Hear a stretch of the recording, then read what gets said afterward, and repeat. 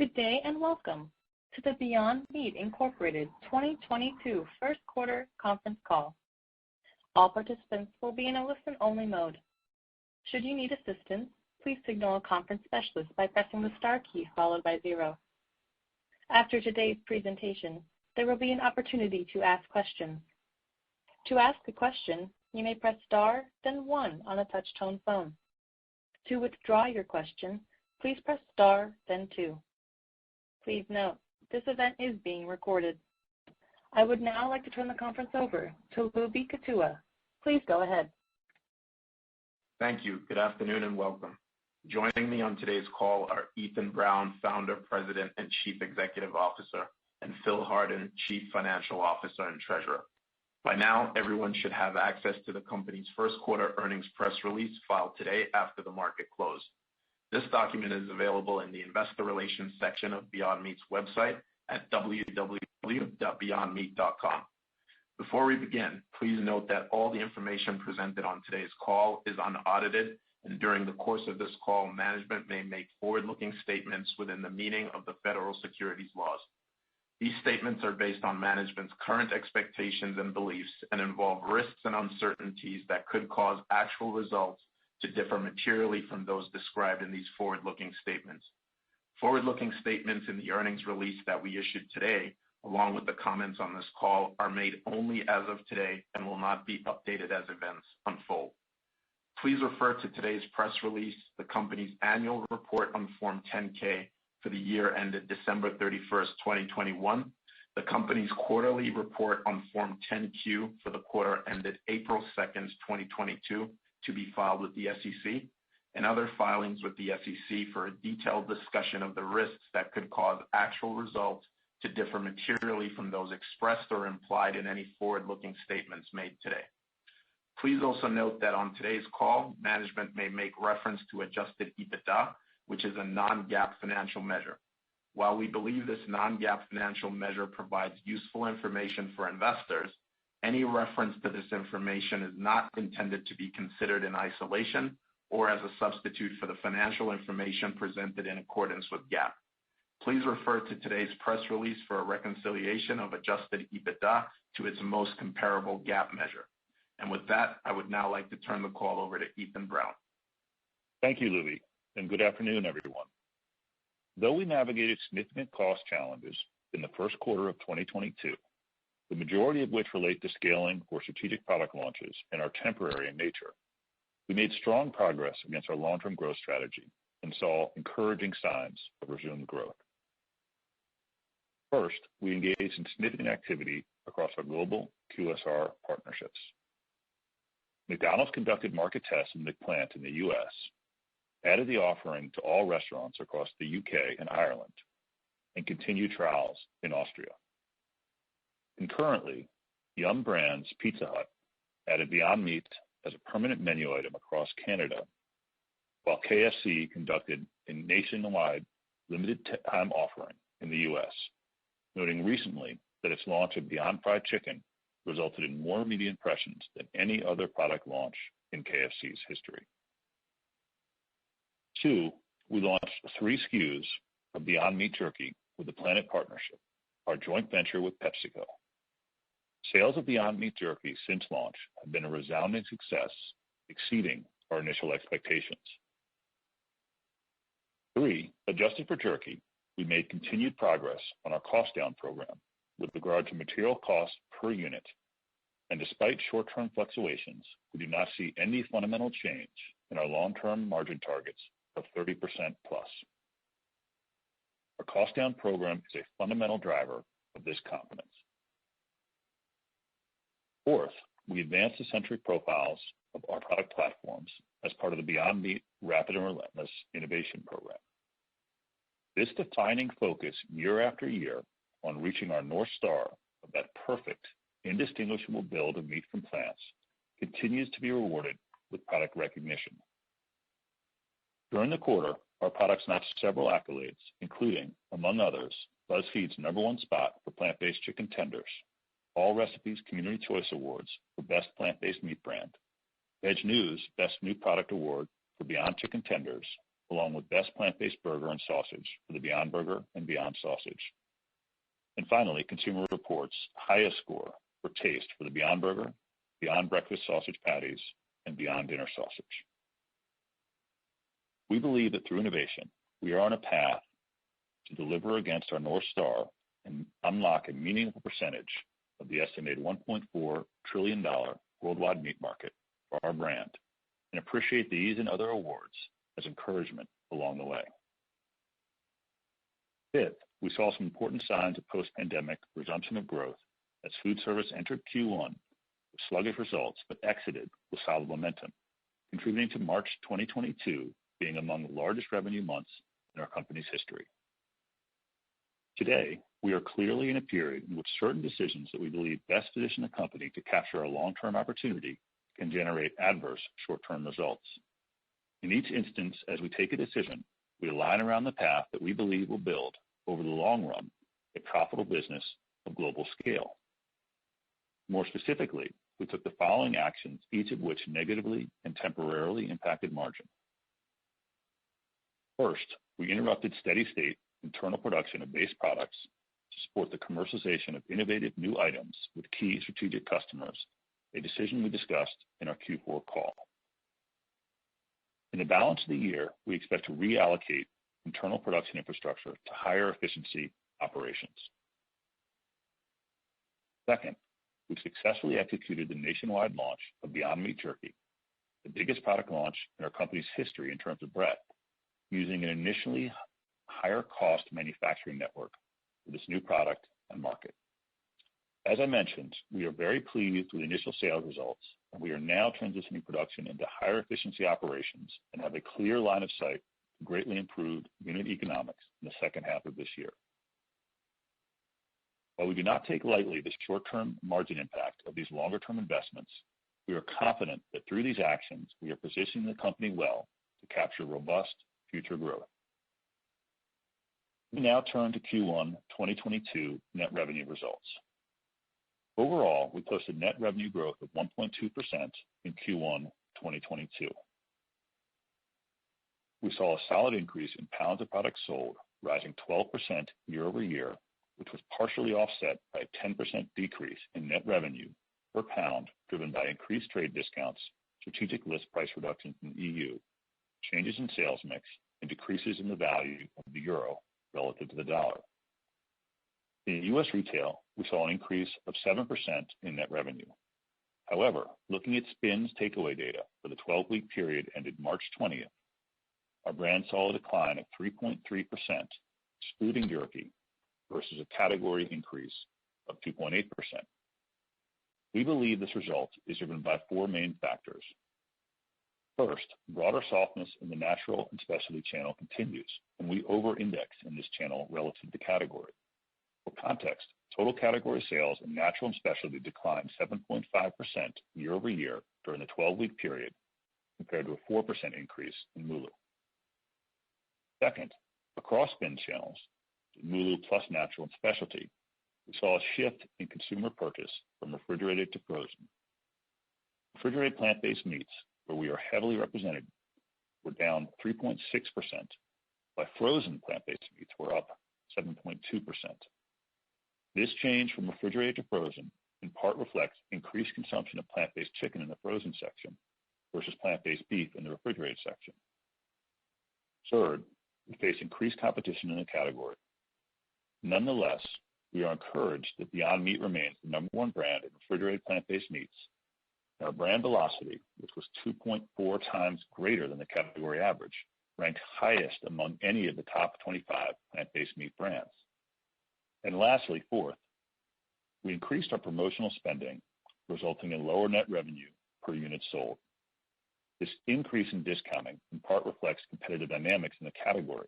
However, the main strategic driver for us with regard to price continues to be our own price parity goals, informed by the aforementioned cost down program. Turning to our consumer panel metrics of household penetration, buyer rate, purchase frequency, and repeat rates, I'd like to first call out that beginning in Q1 2022, we have switched data providers from SPINS to Numerator. and as such, the numbers I reference will not be directly comparable to figures I've mentioned in the past. To be clear, though, the year-over-year comparisons that follow are based on the same numerator data set. We are pleased to see that based on these measures, our overall brand health remains strong, even as our user base continues to expand. According to numerator data, through the first quarter of 2022, household penetration for the Beyond Meat brand stood at 10.3%, an increase of 180 basis points year over year, while our repeat rate increased 80 basis points year over year to 46.3%. Purchase frequency and buy rate declined by 3% and 13% respectively, likely reflecting lighter new users given the healthy increase in household penetration, as well as reduced year-over-year pricing in the latter case. Within the U.S. retail sector, we are pleased to secure recent distribution wins. These gains include the launch of Beyond Burger and Beyond Meatballs at approximately 2,000 Rite Aid stores nationwide, and the expansion of Beyond Chicken Tenders in over 8,000 new outlets nationwide at retailers including Albertsons, CVS, select Costco regions, Jewel Osco, Kroger, ShopRite, Sprouts, Target, Walmart, and Whole Foods Markets, among others, bringing our total retail distribution of Beyond Chicken Tenders to approximately 15,000 locations. Also in U.S. retail, as noted, key milestone for us in Q1 was the nationwide launch of Beyond Meat Jerky. This innovative offering, a product of the Beyond Meat Rapid and Relentless Innovation Program, took a tremendous amount of work, countless iterations, and a close collaboration with the Planet Partnership. The intensity and duration of this research, development, and scaling reflects the guiding principles Beyond Meat. When we bring a new product to market, we aim to either create the category or win the number one position therein. I'm proud of what our team has been able to accomplish together with PepsiCo and the market results thus far. This fantastic on-the-go snack represents Beyond Meat's first shelf-stable offering, thereby opening a new distribution opportunity for our brand. It comes in 3 delicious flavors: original, hot and spicy, and teriyaki. Nutritionally, Beyond Meat Jerky packs 10 grams of protein per serving, contains no cholesterol, GMOs, soy, or gluten, and as always, is made with simple plant-based ingredients, including peas and mung beans, among others. Since its national launch in late March, Beyond Meat quickly established itself as the number one selling plant-based jerky brand, has substantially accelerated the growth of the category, in fact, more than tripling the category's sales, and early velocity results are trending ahead of initial expectations. Time to launch, Beyond Meat Jerky also rose to become number one on Amazon's Hot New Releases page. Further, we expect to significantly increase our distribution of these products from approximately 56,000 stores today to about 80,000 by the end of May. If you've not already tried it, I highly recommend this delicious, lean, and convenient protein snack. Turning now to U.S. food service, we saw signs of accelerating momentum late in the quarter, with March posting an 83% sequential increase relative to February and a 42% increase versus the prior year. We believe that the slow start to the quarter was likely related to Omicron, labor shortages, and a late return to school, among other factors. In our international business, our volume of products sold increased 22% year over year in Q1 2022, although net revenues were down 7% year over year, primarily reflecting strategic price reductions and incentive actions in the EU. We expect to benefit from incremental distribution and velocity of our extended shelf life burgers in the EU retail channel, beginning in late Q2, and are working to bring additional extended shelf life products to EU grocery stores as soon as possible. More broadly, key developments in our international business continue to bolster our optimism for sustained long-term growth. Beginning in Europe with McDonald's, we are pleased with the continued strong performance of the McPlant in the UK and Austria, and in the case of the latter, the announcement of a nationwide test of a second McPlant build, the McPlant Steakhouse. The McPlant Steakhouse features a Beyond Meat co-developed patty served on a sesame seed bun with lettuce, onions, tangy steakhouse sauce, and 2 slices of cheddar cheese. We're excited to see this product extension, a first in the plant, which demonstrates a simple way to offer more varied menu options to consumers seeking to diversify their protein options. In Europe, as in the U.S., I am pleased to share that Beyond Meat products continue to earn distinguished recognition. Specifically, the Beyond Burger was named Good Housekeeping's UK's Best Vegan Burger in their annual barbecue taste test, as well as the Best Vegan Burger by Which, the UK's leading consumer association. In the Netherlands, we were a two-time winner in the Wheels of Retail Awards from Disterfood, Best Overall Innovation for Beyond Mince, and Best Meatball Substitute Brand. The Wheel of Retail Awards have been the most important prize for product introductions in the Dutch supermarket sector for 44 years. In China, in late March, we announced the launch of our flagship store on Pinduoduo, one of the country's largest e-commerce platforms, which boasts hundreds of millions of users nationwide. With our announcement, Beyond Meat became the first global plant-based meat brand to launch a store on Pinduoduo, where we'll feature locally produced Beyond Burger, Beyond Beef, and Beyond Pork products. Our launch on Pinduoduo represents our third such launch on a major Chinese e-commerce platform, following our previous editions on JD.com and Tmall. And in China, as we are preparing to do in the U.S., we are excited to bring new innovation to market. Reflecting our investment in local management, production, and innovation, we're excited to share that the products coming later this year in China were developed with significant direction and execution by our Shanghai and Yajing teams. Before concluding, let me touch briefly on some global macro issues. As widely reported, the recent and ongoing conflict in Ukraine is disrupting key commodity markets. Some of these disruptions have a direct or indirect impact on portions of our supply chain. Although we don't sell in Russia and have indirectly sold only small quantities through a distributor into the Ukraine, we have seen increased transportation costs due to higher fuel prices and increased pricing and scarcity of supply for a few commodities that we use in relatively small amounts. At this point, we're working through these issues, and the team has managed to avoid any significant disruption to operations. With that, I will turn it over to Phil to walk us through our first quarter financial results in greater detail and our outlook for the balance of the year. Thanks, Ethan.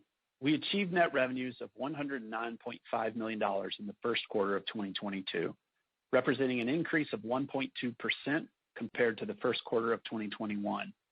The increase in net revenues was driven by growth in the U.S. retail channel, partially offset by declines in our other sales channels. For Q1 2022, average net revenue per pound was $5.13, down from $5.70 per pound in Q1 2021, primarily driven by increased trade discounts, strategic list price reductions ahead of expected cost reductions, changes in mix, and a negative impact from foreign exchange. Moving down the P&L to gross profit. Gross profit during Q1 2022 was $190,000, or 0.2% of net revenues, as compared to $32.7 million, or 30.2% of net revenues in Q1 of 2021. While we are thrilled with its early sales performance and strong customer response, Beyond Meat Jerky manufacturing, still in its infancy, was a significant headwind to our gross profitability this quarter. We estimate the headwind this quarter at approximately 940 basis points of gross margin. The scale of the Beyond Meat Jerky launch is unprecedented for us, with the current distribution of approximately 56,000 locations already eclipsing our current U.S. retail distribution for all other products combined, and expected to expand further to 80,000 locations by the end of May. To launch a first-time product at such a large scale and prior to the establishment of our own dedicated and streamlined process, we had to do so in an expensive and inefficient manner. In some cases, the initial path to finished good production requires a single batch to be processed across different facilities, incurring processing costs and transportation fees at each step of the journey. As we mentioned on the last call, as we look toward the remainder of the year, we expect this will get better. We have multiple initiatives underway, with one of the largest improvements already secured, as we recently signed a contract to consolidate operations with a third-party manufacturer that can produce jerky with more automated equipment, lowering fees and reducing the need for multiple processing locations, thereby reducing costly shuttle transportation. We expect this capacity to come online in mid-Q3 of 2022. We also recently secured reduced pricing on mung bean protein, one of the key ingredients in jerky, and we look forward to locking in other efforts already underway. In addition to the decrease in net revenue per pound, COGS increased $1.15 per pound year over year. We estimate jerky accounted for approximately 68 cents, with the remainder being driven primarily by increased manufacturing costs, including depreciation, and higher transportation and warehousing costs, partially offset by improved materials costs and reduced inventory reserves and write-offs relative to the year-ago period. Manufacturing costs, including depreciation, were up 90 cents per pound versus the prior year, with jerky accounting for approximately 36 cents per pound, and the remainder primarily reflecting expensive inventory created in Q4 and sold through in Q1, as well as higher depreciation and other fixed overhead per unit. For the non-jerky inventory we manufactured in Q1, although still impacted by new product launches, lower food service volumes than initially anticipated, and variability of demand across products, our costs improved later in the quarter as we stabilized the network, matched labor to production needs, and optimized where we produce each SKU based on the overall best economics. The result is inventory that still reflects elevated production costs, but on a trajectory that is improving. For example, Q1 2022 finished goods conversion costs in our East Coast facility were 23% lower than in Q4 of 2021. We are also currently running an RFP process with our third-party manufacturers that we expect will result in tolling fee savings. Finally, as you may recall in 2021, we saw a sequential increase in revenue between Q1 and Q2 from $108 million to $149 million. And as grilling season in the Northern Hemisphere approaches, we expect a similar uptick in Q2 of this year, further driving leverage in our costs. Logistics costs, including those associated with internal transportation and warehousing, increased 32 cents per pound in Q1 2022 versus Q1 2021. Note this excludes the outbound freight associated with shipping finished goods to our customers, which is included in our SG&A as a selling expense. The increase in logistics cost per pound was primarily attributable to increased transportation costs and from increased warehousing costs. In transportation, we experienced headwinds from both an increase in cost per mile and miles driven per pound. In this area, we also have an RFP underway to secure improved rates for established lanes, and we're implementing changes to further reduce the use of expedited trucks. Warehouse costs increased primarily due to increased inventory year over year. Similar to Q4 2021, before taking into account jerky, we saw continued improvement in our materials cost per pound on a year-over-year basis. The material cost per pound increased 2 cents year over year in aggregate. We estimate jerky represented a 26 cents drag, implying a 24 cents per pound year over year benefit from all other products. As part of our cost down program, further decreasing material costs is a key focus area for us. We have multiple efforts underway to negotiate more favorable pricing, utilize less costly ingredients, and streamline our packaging. We've seen recent success in one ingredient from eliminating a distributor and going straight to the manufacturer, and are especially excited by the ongoing progress we are making in using less expensive pea protein isolates, or PPI. While we have secured PPI supply through a previously disclosed multi-year contract, we are seeing success in qualifying and utilizing greater proportions of PPI from less expensive suppliers stemming from our strategic sourcing efforts. Our current cost down efforts in this area are focused on allowing us to migrate to exclusive use of these lower cost ingredients, and on our initial rounds of testing are looking promising. Lastly, with respect to COGS, changes in inventory reserves represented a 9 cent per pound benefit in Q1 2022 versus the year ago period, despite a 6 cent per pound drag from jerky. Moving down the P&L to OPEX, operating expenses for Q1 2022 were $97.8 million, up from $57.4 million in Q1 2021. The year-over-year increase was driven mainly by increases in marketing, non-production headcount expenses, G&A, primarily driven by ongoing consulting agreements, and an increased selling expense driven by higher outbound freight costs. Turning to our balance sheet and cash flow highlights, our cash and cash equivalents balance was $547.9 million, and total debt outstanding was approximately $1.1 billion as of April 2nd, 2022. Inventory increased to $283.8 million, up from $241.9 million at the end of Q4 2021. In terms of cash flow, for the 3 months ended April 2nd, 2022, Net cash used in operating activities was $165.2 million compared to $30.7 million in the year-ago period. Note, contained in our operating cash flows, we contributed approximately $37 million towards the build-out of our new innovation and headquarters facility here in the LA area, which was recorded in prepaid rent in the first quarter. Capital expenditures totaled $21.5 million in Q1 2022, compared to $23.4 million in the year-ago period. Next, I will provide some commentary about our 2022 outlook. For the fiscal year 2022, we continue to expect net revenues to be in the range of $560 million to $620 million, corresponding to year-over-year growth between 21% to 33%. In Q2 2022, we expect a similar sequential uptick in net revenues to what we experienced last year, followed by accelerated year-over-year growth in the second half of the year, driven by recent distribution gains, acceleration in international markets as a result of price resets and broader availability of extended shelf life products in the EU, anticipated new product launches, and expected QSR launches and trials both in the U.S. and abroad. In addition, we will be cycling easier year-on-year comparisons in the latter part of this year. Although we are not providing specific margin guidance at this time, we did want to provide some additional context for our Q2 2022 margins. We expect Q1 2022 margins were the low point in 22, with continued progress in Q2, albeit still well below historical levels, accelerated back into higher margins later in the year. The high cost of Beyond Meat jerky will continue to be a headwind in Q2, but we expect substantial improvement in jerky unit economics in Q3 and Q4. For 2022, our current expectation is to incur CapEx of roughly $100 million, down from $136.0 million in 2021, although we will continue to look for opportunities to reduce this further by increasing the efficiency of our existing assets.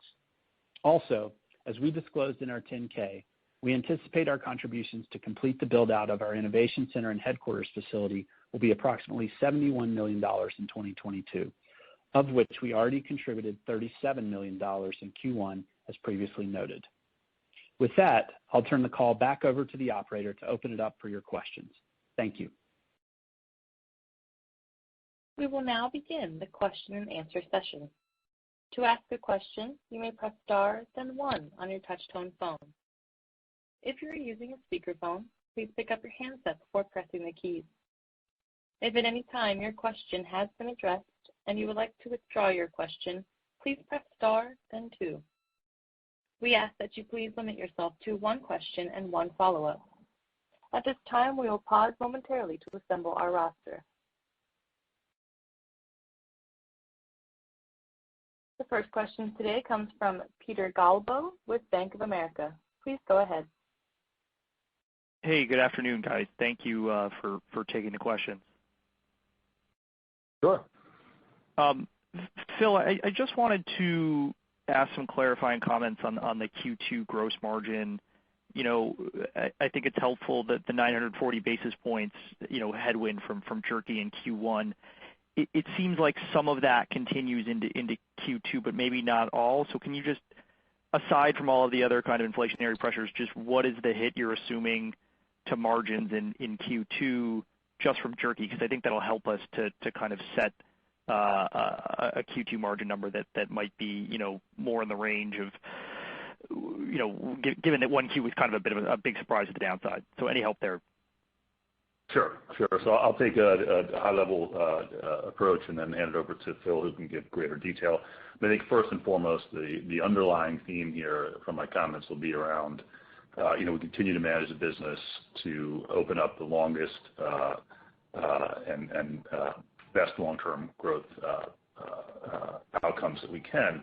And so when we have opportunities like this, even though they're going to be somewhat challenging in the near term, we're going to pursue them. And we did that here because of clear line of sight to much better margins in jerky as the year progresses.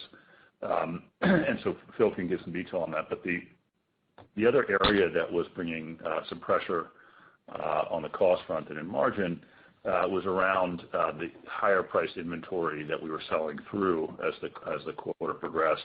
And we'll see some continued pressure from that for a bit more this year, but not too much longer. And in that case, again, it was this decision framework that we have whereby we looked at some long-term opportunities that we needed to reorient production away from steady state for a bit to be able to fulfill those opportunities. And now we're in the process of reorienting back toward more steady state production. And so, if we didn't feel we had good line of sight to restoring over a longer period of time those 30% plus margins, we would feel differently. But we want to try to maximize our ability to grab as much of the total addressable market we can over a longer period.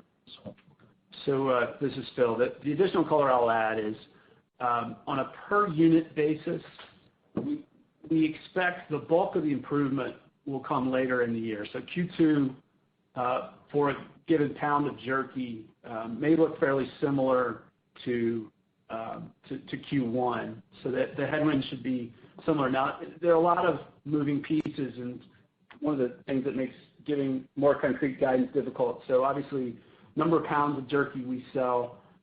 We also incurred some very small lower of cost of market based on the jerky left on the balance sheet. We were pretty clean this quarter, so there wasn't a lot.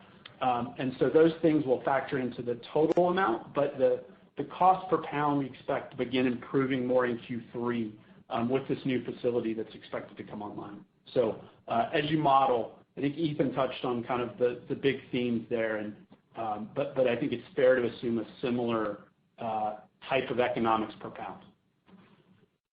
Okay, got it. And then just as a follow-up, guys, the cash burn rate, close to $190 million, when accounting for CapEx in the quarter. I mean, at current steady state with 2Q, also probably being a challenge quarter. How are you starting to think about needs for future growth capital as you start kind of working down, the cash number from the convert from last year? Thanks very much. Sure. So I'll go ahead and follow the same sequence here, hand it over to Phil, but wanted to give some quick comments. So I wouldn't take this quarter's cash consumption and then just kind of play it out and assume that we're out of cash based on that. We are taking several measures to reduce overall cash consumption, and there's particularly high cash consumption in certain areas this quarter. But if you look at OpEx, we did slow substantially the rate of OpEx growth Q4 to Q1, and we'll continue to look at reducing OpEx as the year progresses. Second, on the CapEx side, we have a reduction from 2021 and are also looking at ways to continue to trim that. But the bigger one here is also inventory. We did build up a lot of inventory coming into the summer grilling season. We expect to wind a lot of that down across the course of the year, and that will generate quite a bit of cash. And then we do see improving margin as the year progresses, so that'll also obviously help and contribute. And then lastly, we've been in this kind of holding pattern for a bit here coming out of the pandemic, and we are starting to see some resumption of growth, although again, we continue to caution that will materialize in a bigger way in the latter half of the year. But as that happens, we should start seeing more favorable quarterly cash consumption. So we feel good about that. We do have a plan to manage cash through to a point where we feel comfortable, and at that point we'll look at options. But right now we feel good about where our runway is. Ethan, the only other thing that I'll add to that is if you look at our operating cash flows, they include a line for a prepaid leasing expense, which is associated with the build-out of our R&D and headquarters facility. We contributed $37 million to that account in Q1. The expectation for the remainder of the year should be only about $34 million in totality. And so we're very front-end loaded on some of the costs this quarter.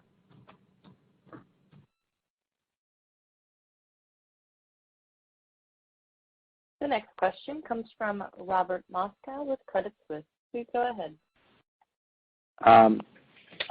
Thanks. A little unclear where to begin. A question about the 80% growth that you talked about from February to March in food service sales. I mean, it's a big number. Is March your regular run rate, or does it include any benefits from limited time offers. And then I wanted to know, I don't think I've heard about extended shelf life burgers in the EU or these price reductions. Can you talk about the reasons for doing that, and why extended shelf life in EU but not the U.S.? Sure. So Robert, I'll take the first hack at this. So I think on the the question about March, I think we're just seeing a fundamental, hopefully, shift in consumer behavior, and people are coming back in and coming back into the brand. So we were happy with that. I don't think there's any kind of one-time hit that is driving that, and we'll keep monitoring that as the year progresses. But that was a very encouraging sign for us. On the extended shelf life, that is more to do with the requirements there in grocery and where we are relative to those.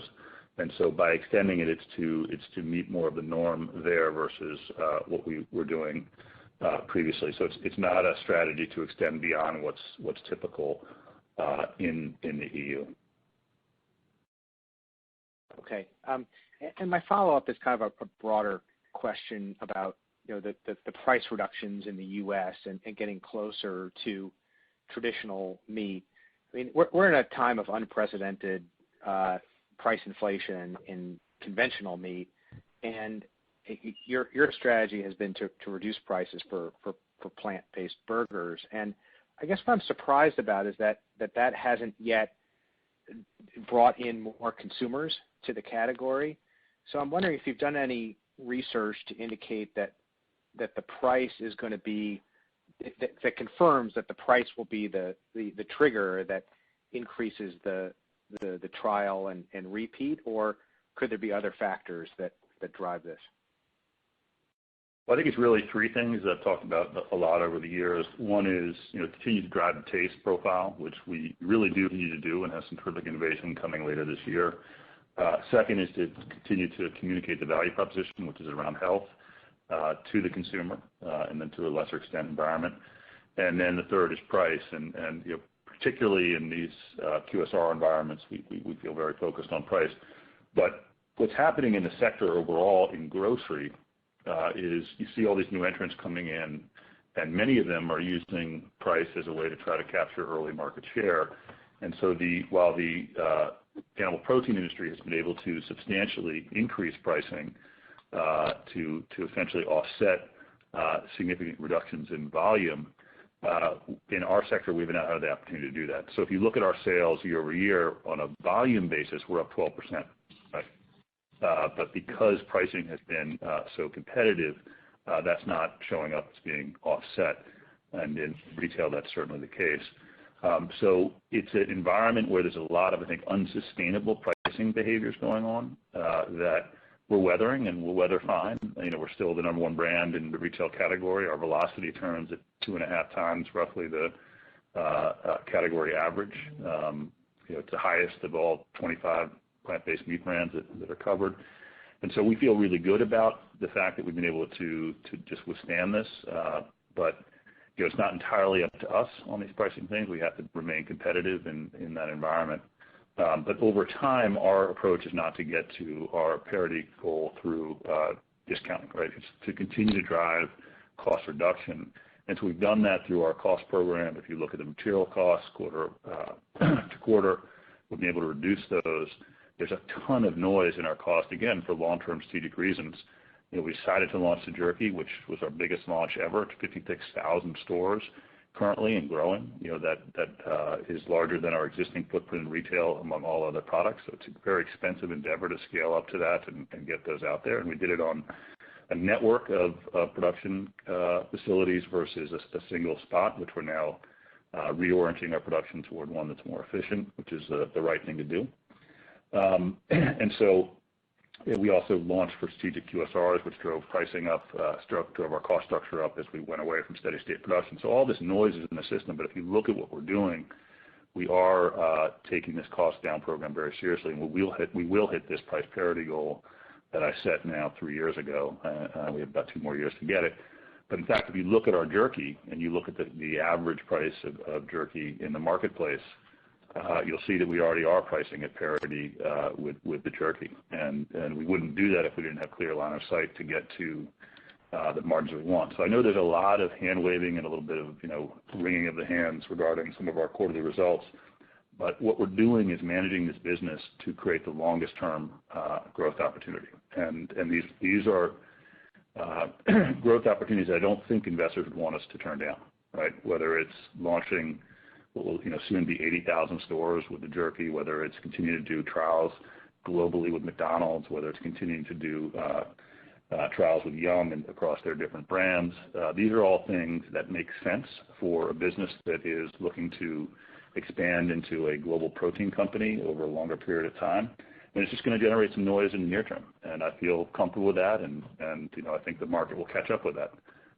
But we feel good about where we are, and on pricing, we're not going to deviate from that. Okay, thanks, Ethan. Yep. The next question comes from Ben Theurer with Barclays. Please go ahead. Hey, yeah, good afternoon, and thanks for taking questions. Just wanted to stay within that topic of the three things. Obviously, taste is important. That's for sure. That's what it all starts with.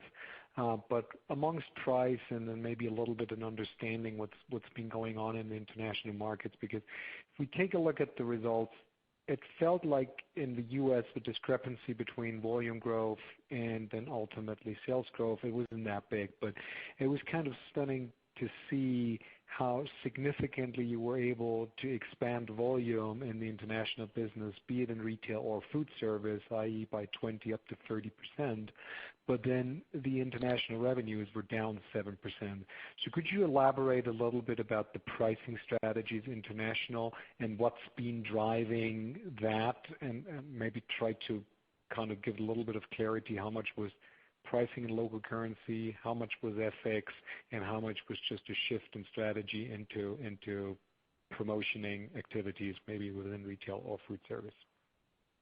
Yeah, so again, this is, I'm looking at to this, but this is again where I think we just have to kind of everyone take a step back and look at what we're doing. So, we were able to increase volume in retail in the EU by about 19% for the quarter year over year, but that was offset by a 21% reduction in net revenue.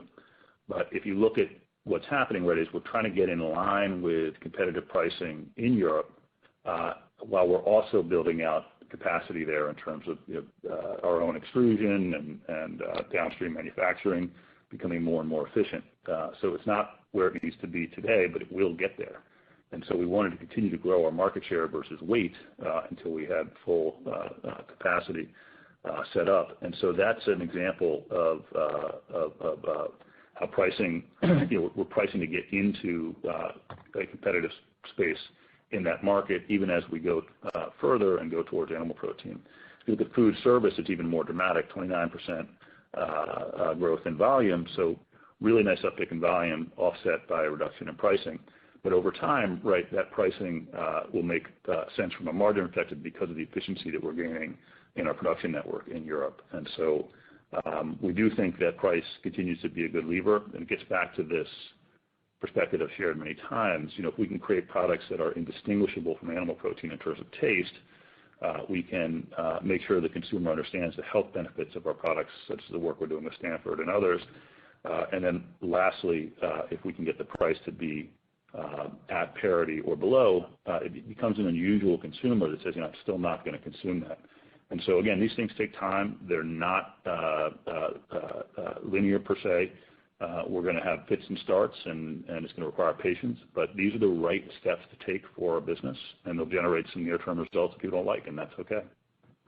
Just to add to that, we estimate that foreign exchange is approximately a 3 percentage point headwind, which is predominantly euro versus the dollar driven.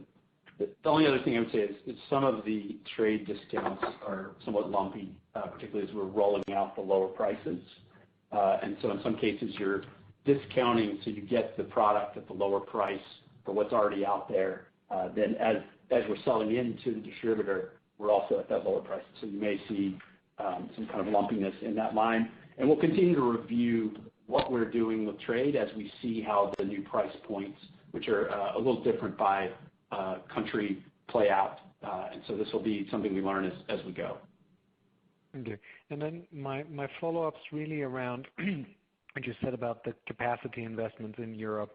Can you give us an update where you stand right now? How much of the product that's particularly sold in Europe still needs to be shipped over and then basically packed and marketed over there, versus when do you expect to have like the level of production, call it domestically or at least within the broader region, available to improve a little bit that cost headwind? Yeah, so I wouldn't want to give a timeline right now, but I think the way to think about it is on a finished goods perspective, we're quite good in terms of the EU production. And now it's shifting to integrating the back end of our production process to the point where we're not shipping over WIP and things of that nature. And so I don't think it's too far off, and so we feel good about bringing our costs in line with that price reduction in the not too distant future, but I don't want to give an exact date. Okay, perfect. Thanks, Ethan. Sure. The next question comes from Ken Goldman with J.P. Morgan. Please go ahead. Hi, two from me. Ethan, you've said on many occasions that your product is superior to competitions on a number of levels. If this is the case, why do you need to follow your competitors down on price to this degree? I guess, wouldn't you have a bit more consumer loyalty, that maybe should allow you to retain more price? I guess what's the point of kind of reaching price parity with animal-based meat if it, kind of crushes your margins like this? Right. So I think, hey Ken, first of all, so I think a couple things. One is, this impact on margin is not long-term, right? Like we have very good line of sight to calming down our network, not constantly doing all these launches. So taking the kind of operating cost out of that, and then looking at a material basis, we continue to drive down material costs, and I think can accelerate that. So on the cost side, I think you'll see some advantages come to fruition. But on pricing, I think it's a fair question. And our products, it's not my opinion. We get a ton of awards and rankings that are number one, et cetera, and so forth. And we're pleased with that, and we should be doing that. We spend a lot in R&D, and feel we have this goal of making it indistinguishable, as I mentioned, and are getting closer and closer. And in fact, I'm very excited about the opportunity to release some products this year that I think are exceptional. But we also have to do a better job educating the consumer about the differences among brands. I think there's still confusion within people's minds, particularly us and one other brand, where I'll get emails asking me about our products and so on and so forth, and it'll actually be addressed to the other brand. And so we have to do a better job distinguishing ourselves, and I think at that point that will help quite a bit. But one of the main competitive pressure points on pricing is coming from that other brand, and I don't think there's enough differentiation in the consumer's mind. Thanks. And then question two, you described the market's reaction as, I think, quote, hand-wringing in reaction to some of the investments you're making today. And I think the message is that maybe some people are sort of missing the point about what you're doing for the long term. But in reality, your sales were up 1% year on year in the quarter, and your SG&A was up 93%. And I think some investors I've talked to are saying, look, it's great to hear your vision for a better future. We understand that the SG&A increase, some of it's out of your control. But I guess the question is, how do you think about balancing long-term opportunities and some of the shorter-term considerations for your shareholders? Is there some point in which you need to adjust that spending to kind of, match what's happening in the world today? Yeah, I mean, absolutely. And I think I've raised those points around, we are going to continue to reduce the growth in OpEx. We have a pretty reasonable CapEx plan for the year. Inventory, we're going to take a lot of cash out of that. Margin, we see improving over the course of the year. But I think, ask me that question the first quarter of next year. And I think it'll be an interesting answer. I don't think that this current condition persists. And I think that, the moves that we're making today are really the best for the long-term shareholder. It's not easy stuff, right? But it's for those that understand the long-term value that we're trying to unlock, this is exactly the right thing to be doing. Understood. Thank you. Yep. The next question comes from Alexia Howard with Bernstein. Please go ahead. Good evening, everyone. Thank you. Hi there. Okay, so can I ask, just coming back to the cash burn, because obviously that's top of mind for everybody I'm speaking to. You're halfway through Q2 almost. Do you have any sort of read as to what the cash burn is likely to be this quarter? I know that you've said that the prepaid leases for the R&D center are obviously going to get smaller. Did I hear you say that the inventory cash burn might actually start to reverse? I'd be very curious about that. And is there anything else that we might actually see start to improve, whether it's in the net income line as we go through Q2? Sure, a good question. So I think the most precise answer I can give is probably going to be a little bit lacking. But the general trend here, it gets back to my point. Like, I would not take this quarter's cash burn and replicate it out and say, okay, that's when you guys are out. We're taking these steps that I mentioned, particularly on the inventory side. You'll see across the course of the year some cash being freed up there.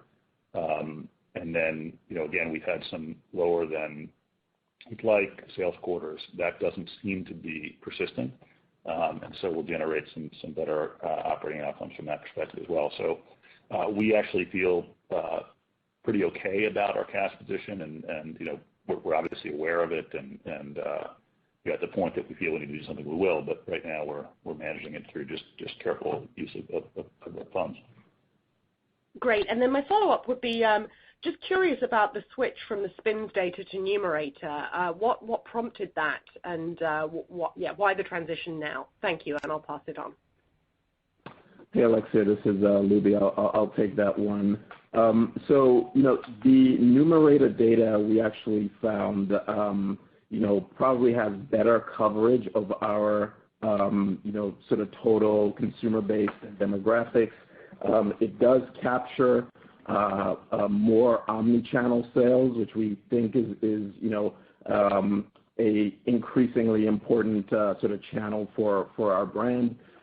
It does capture more millennial consumers as well, and some of the younger generations, which again we believe is an important demographic for our brand. And so we made the decision to switch panel data providers based on those types of decisions. Great. Thank you very much. I'll pass it on. The next question comes from Peter Saleh with BTIG. Please go ahead. Great, thanks. I just wanted to come back to the conversation around gross margin. Just even if you exclude, the beef jerky impact on the margins, just trying to understand when we should really see the inflection on gross margins. Should we see a significant inflection in third quarter and then fourth quarter again? Just trying to understand what in the pressure that you felt this quarter you think is going to be transitory and really kind of eases significantly in the back end of the year. This is Phil. I'll take that one. So if you look at this quarter from a cost per pound perspective, it's very, very similar to Q4. And as Ethan talked about, our manufacturing cost is too high right now on a per pound basis, sort of ongoing. And so there's a lot of work underway there. We started making good progress late in Q1. We changed some shift schedules, made some other changes to align the optimal location for the production. But some of the inventory, especially given the inventory balance we have, already exist that we'll sell in Q2. So I would expect that, knowing what I know today, Q3 would be when you would start seeing some of those improvements really coming through the income statement. We'll see a little bit of it in Q2, and we'll have to see kind of where we net out on a trade basis as well, and some of the other kind of current period costs. Now, certainly volume helps us, and so if you look at things like depreciation costs, having a bigger quarter, which we typically expect seasonally in Q2 and Q3, should also be a little bit of a tailwind. Great. Thanks for that. And then just as a follow-up, Ethan, I think in your prepared remarks, you had mentioned, expect more QSR trials in the second quarter. I don't know if there's anything you can share on that front in terms of, are these with your current partners or new partners? Are we talking chicken, or are we talking still on the burger side? Anything on that front would be helpful. Thank you. Sure. So I think what I said was sort of second half of the year. Yeah, I mean, the partnerships we have, we continue to roll out tests, and I can't speak for them, but you'll see further activity from some of our major partners. Yeah. Thank you very much. Sure. The next question comes from Adam Samuelson with Goldman Sachs. Please go ahead. Yes, thank you. Good evening, everyone. Can we maybe think about just look at the long-term profitability? And Ethan, you talked about reaching 30%, kind of with those 30% gross margins. What revenue level do you think you need to be at to actually reach EBITDA and EBITDA profitability and be free cash flow positive? I guess the spirit of the question is I look at the OpEx structure of the business, whether on an absolute dollar basis, on a percent of sales, or on a per pound basis, and I'm just really struggling to see the pathway to get to EBITDA or cash flow profitability in the near to medium term, just given where the OpEx spend is today. So this is Phil. I think certainly more volume helps us in that regard. We're not giving a multi-year guidance here, but the first thing is get our costs back in line with what we think it should be, and we spent a bunch of time talking about the reasons why it's not right now. And then over time, yeah, we've got to grow into this OpEx space, and we also have to take a look at all the OpEx and make sure we're happy with what we're getting for the spend. And that's an ongoing exercise that we continue to evaluate. Okay. And then as I look at the guidance for revenues for this year, can you maybe we have the first quarter, you talked about the new products in the second half, incremental QSR kind of trials and activity in the back half of the year. How much of the revenue guidance contemplates new product introductions in 2022, and I guess inclusive of that jerky, and how much of that encompasses kind of incremental QSR activity than what's in the marketplace today? Yeah, I'm not sure we can give that level of color on it, but I do think the important thing to look at is we're coming out of a period for a variety of reasons that has been slower on the revenue side than we want. But for us to continue to reinforce the growth targets that we set for the year, we're going to have a pretty big quarter-over-quarter performance as we get into third and fourth quarter. And so, we're not backing away from that. We feel good about that, and that has to do with, where we see some of the core business going and the opportunities that we're pursuing today. And, that's pretty impressive growth on a quarter-over-quarter basis for the second half of the year. Part of my sense of I just think there's a need for people to take a step back here. When I talk about long term, there's also some immediate or intermediate performance coming up that I think is pretty promising. So I have a very different perspective than that's why I use the term wringing hands, than I think some that maybe are less close to the business. Okay. And then can I just have a clarifying accounting question, and this is for Phil. The equity loss in joint venture was $670,000, and I'm just trying to square that with the losses or the costs you described on jerky, and I guess wouldn't that be flowing through the JV line also? Sure. So jerky, we treat the Planet Partnership as arm's length subsidiary or joint venture.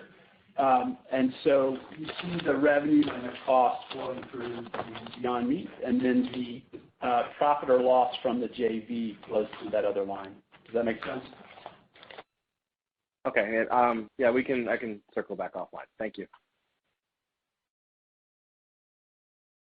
The next question comes from Ryan Bell with Consumer Edge Research. Please go ahead. Hi. How do you think about the strength and importance of brands overall in the alternative meat segment in retail, and the degree to which the category more broadly can resist the push towards commodification, kind of like traditional meat? Are there anything that you can do, to have incremental value add to help mitigate some of the potential risks of that, as we're seeing pricing being a key driver of share gains? Yeah, that's a good question. So I think it just gets back to continuing to innovate, continue to really clearly explain the value proposition around the ingredients that you're using. So in our case, we're using very clean ingredients. It's a pretty simple process. We don't use genetic modification. So there's all these characteristics that we need to keep explaining to the consumer around what differentiates our product and our brand. But again, I don't think that this pricing that you're seeing in terms of what other companies are doing is sustainable. So I think the only other publicly reporting, well, there are two, and one of them had a negative 14% margin, right? So this is something that I don't think will persist in the long run. There will be some private label success in the industry for sure, but as long as we continue to innovate at the rate we are and deliver better products year after year, so far we haven't seen that be a major issue for us. Our brand continues to have enormous recognition. I think brand awareness increased recently. Household penetration increased recently. So I think there's a long way before we face that question at a serious level.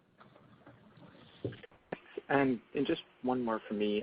In terms of your innovations with the beef jerky, you said you were pushing it out on a national level, and there were costs of getting to that scale that quickly. When we're thinking about future innovations, is there something from a strategic standpoint that was unique about the beef jerky and that relationship, the JV with PepsiCo? Or is it more you just would want to push to get scale and that advantage of getting share within a specific niche or category, rather than sort of starting small and focusing on cost? Thanks. Sure. No, I think it was unique for us in the sense that we had never done a shelf-stable product like that. We wanted to do something that would be disruptive to that category and special, because when we enter a market, we want to try to be number one or create the category. And so we did it in a pretty unique way, and we've been able to over time get that to be a really repeatable process that can be scaled and made efficient. So it was just it was a major undertaking, right? We went from, again, we were in 45,000 stores on the retail side with regular product over 12 years, right? We had to go into 56,000 stores in a very short period of time with a product we'd never produced before, and did it and have the number one spot in it. So we feel good about that. Again, when I get back to this, do you want us to Ken's question, do investors want us to run the business at a smaller level and focus on maximizing margins, let's say on a retail burger, or do we continue to make the decisions that are going to create the longest term value for the investor? And a decision like this is going to do that. Simultaneously, we're getting ready for launches with strategics in other parts of the world. There's just a lot going on, and maybe there's some people that's not the right approach, but that's the approach we're taking that will create the longest term value, and it's very consistent with the goal that we set out to do when we went public, and we'll continue to do that. Thank you. That's it for me. Yep. This concludes our question and answer session. I would like to turn the conference back over to management for any closing remarks. Just appreciate the good questions and look forward to chatting with folks on the second quarter results. Thanks. The conference is now concluded. Thank you for attending today's presentation. You may now